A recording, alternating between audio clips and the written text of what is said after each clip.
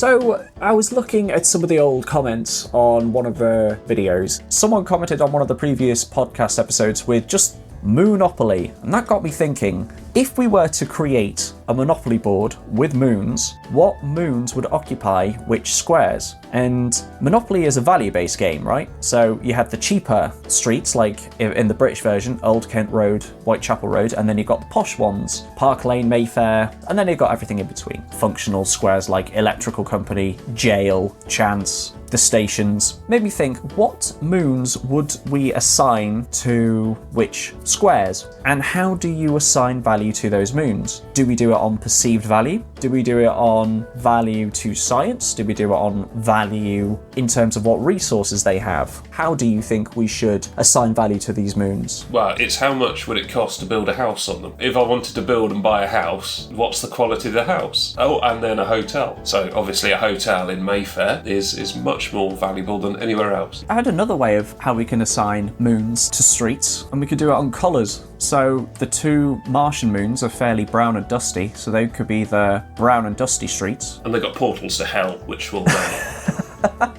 devalue any houses on them. There is Io, which is a yellow moon, so that could go to like Piccadilly or Coventry Street. Where would you assign Earth's moon on this? Would you consider it like one of the top tier luxury moons? I think property prices on our moon will be the first to go up. Property prices in London went up faster than anywhere else in the country because, everyone wants to work in London, so that's the central mass. So if you work on that theory, which moon is closest to London? It's probably our moon. That's true. Bit of a curveball. We could always say the moon is free parking because all of our space stuff we put on the moon, we've parked it there for free. Yeah, it could be actually one of the orange ones because at sunset it's orange, but also it's the most likely we are to land on. Yeah, that is a good point, actually. Do you want to assign it to one of those or split 3 areas of the moon across the orange streets? North, south, far. Yeah, dark, light, and intermediary polar region. Oh, I think Go should be Earth. Yeah, like Cape Canaveral. And I think Community Chest and Chance would be named after different space agencies. So ESA, European Space Agency, NASA, JAXA, the Japanese one. What would the utilities be? I was going to say, I put utilities as like the space agencies, because Community Chest and Chance are more, I am now going to go and experience a thing which will just have a random effect. And there's nothing I can do about it. I'll either win a crossword competition and get 25 quid, or I'll suddenly pay a fine for 1,000. Oh, yeah. I'd have put that as like rules of physics, like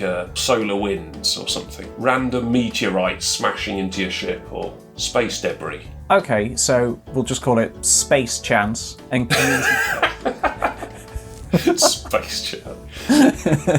Just add the word space in front of it and say, yeah, that's... That's what it is, like rules of physics in space. I think, rules of physics is one of them. That's like chance. And then what's community chess? I think Community Chest is politics, just random procedure. Like, okay, your funding's been cut. Okay, your deadline's been extended. Some maniac leader is on an ego trip and now wants you to build 4 rockets. Here's all the budget for it. I think Community Chest would be politics. Chance would be space chance. What would you assign to the 4 stations? They're like transport hubs, and so they'd be like space stations. International Space Station, Gateway when it's built. Mir? Yeah, whether you could do like satellite systems as well, or so GPS or something. Oh, I know what they could be. Rovers. So you could have like U-22, Lunar Cod, spider walking robot bot thing, and Sir Kill-A-Lot or whatever it is when the mini robots are released on the surface. So that could be quite nice. I actually think some of the blue ones, the Angel Islington, Euston Road and Pentonville Road, I think those should be named after the icy moons. So I think maybe Hydra from Pluto, Titania or Miranda from Uranus. I'm reluctant to put Triton so low down because that is a valuable resource, so I actually think that should be higher up. I think the premium moons like Ganymede, Callisto, Io and Europa, Titan. Oh, there you go, Titan, Io, because those are yellowy looking moons. Titan and Io for Coventry Street and Piccadilly, and another yellowy looking moon would probably be Iapetus, which is a moon of Saturn. It looks like it's got moss covered over it because of some like weird material that's on the surface of it. And Iapetus is actually quite interesting because it might be two moons that smushed into each other because it's got like this huge ridge around the edge of it, which is quite cool. Yeah, there's so many moons, and I'm trying to think of how to assign value to them. I'm basing this purely on colour to begin with and what I think is a luxury moon.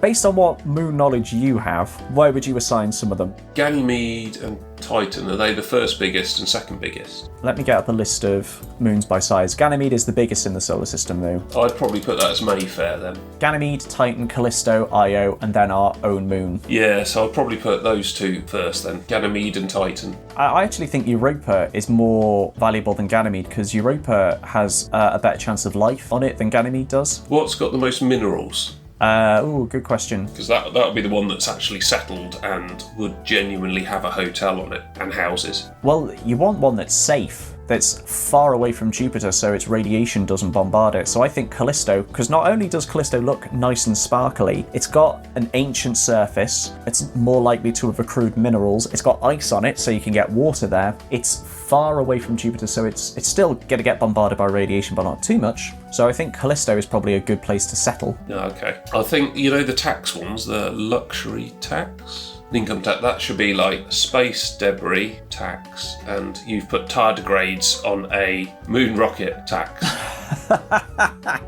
No, income tax would be space debris, luxury would be billionaire chaos, like just some billionaire has decided to launch some tardigrades at the moon, or some billionaire has decided to go on an ego trip to space, and that interferes with your missions. So yeah, instead of, there you go, luxury twit. Yeah, I'd say go is the moon and Earth is jail, because then you've got go to jail and you can say, well, let's go back to Earth. Probably going to be an insult in the future times when you and your advanced civilizations are living on Ganymede and then there's some local yokel says something stupid, yeah, go back to Earth.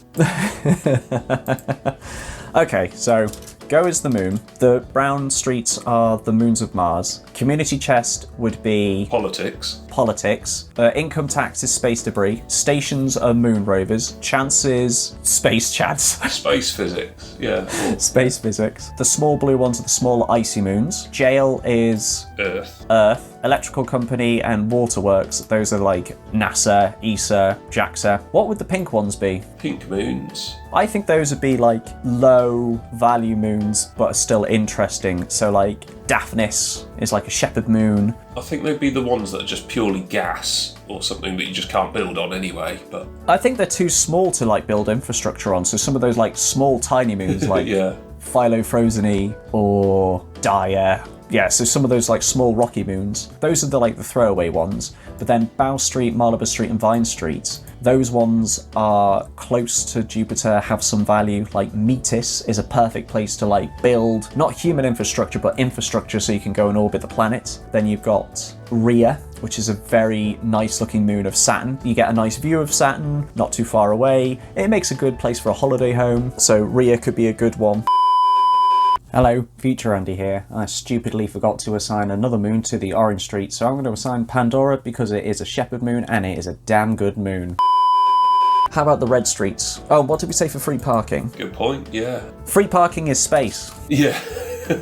Yeah, that's another thing. In the rules, free parking literally does nothing. Yeah, it's just a space. So yeah, space literally does nothing. Excellent. The red ones, I think those are more fancier moons. So Miranda, I think, is a good one because that looks interesting. Charon, Pluto's moon, and what would be another good one? Oh, Calypso. Calypso is a great moon. It looks like this big, funky, long asteroid. So Calypso would be a good one for one of these red ones just because it looks interesting. And then we got the yellow moons. So Io, Titan, and another yellow moon. Is there such a thing? You mentioned one earlier. Yellow looking. Yeah, Titan, Io. And I'm going to go with Dysnomia for that one because we don't know what it looks like. And the only images we have of it are infrared. So it looks a bit yellowy. So Dysnomia for that one. And it's an important moon because it helped downgrade Pluto from planet to minor planet.